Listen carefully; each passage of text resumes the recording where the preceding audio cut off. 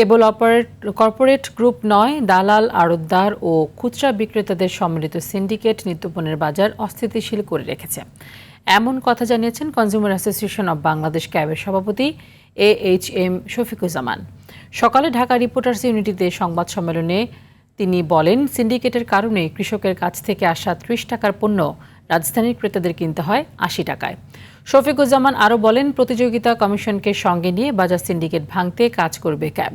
পাশাপাশি ন্যায্য মূল্য নিশ্চিত করতে কৃষকদের পণ্য সরাসরি ভোক্তার কাছে পৌঁছানোর ব্যবস্থা নেওয়া জরুরি বলেও জানান তিনি।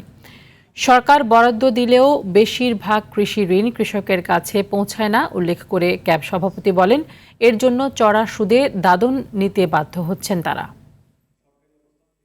আমাদের সিন্ডিকেটের কথা বলছেন, সেটা ৪-৫ জন যারা বড় বড় কর্পোরেট গ্রুপ করতে পারে, বাট আমাদের সবজি থেকে সিন্ডিকেট করে। এখানে প্রচুর অদৃশ্য হাত আছে, এই হাতগুলো দেখা যায় না। এখানে আপনার শত শত হাজার হাজার লোক কিন্তু এখানে জড়িত হয়ে যাচ্ছে, কারণ আমার এই বিপণন ব্যবস্থা যদি আমি ঠিক না করতে পারি, তাহলে আপনার এই ফড়িয়া, এই দালাল, এই কি বলে আড়তদার, এইখান থেকে আমরা এই শৃঙ্খলা ভাঙতে পারবো না। তো ওইখানে আমি আপনাদের নিয়ে কাজ করতে চাই।